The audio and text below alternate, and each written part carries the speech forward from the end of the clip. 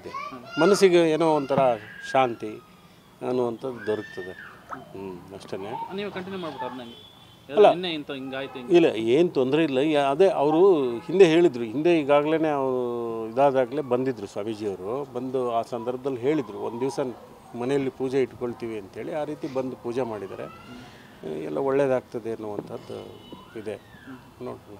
ಅಂದರೆ ಇದು ಈ ಘಟನೆ ಆದಮೇಲೆ ಮೊದಲೆಲ್ಲ ಪೂಜೆಗಳು ಬಂದು ಹೋಗೋದು ಅದೆಲ್ಲ ನಿರಂತರವಾಗಿತ್ತು. ಸ್ವಾಮೀಜಿಯವರು ಎಲ್ಲ ಬಂದಿದ್ರು, ಹಾಲ್ಟ್ ಎಲ್ಲ ಮಾಡ್ತೀವಿ ಹೇಳಿದ್ವಿ, ಹಿಂದೆ ಎಲ್ಲ ಹೇಳಿತ್ತು, ಅದೇ ಹಾಲ್ಟ್ ಮಾಡ್ತಾಯಿದ್ರು ಆ ರೀತಿ.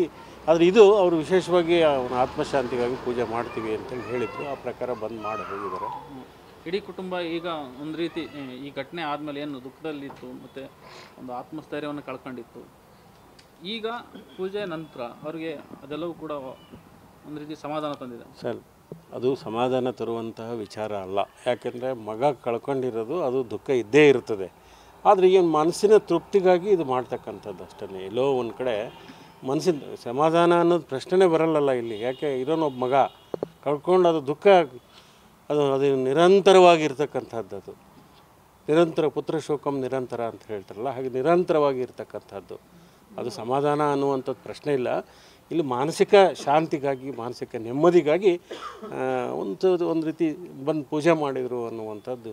ಎಲ್ಲೋ ಪರಮಾತ್ಮ ಒಂದು ಇನ್ನೊಂದು ಅವನೊಬ್ಬ ಜಡ್ಜ್ ಇದ್ದಾನೆ ಅನ್ನುವಂಥದ್ದು ಏನೋ ಒಂದು ತೃಪ್ತಿ, ಆತ್ಮತೃಪ್ತಿ ಕುಟುಂಬಕ್ಕೆ.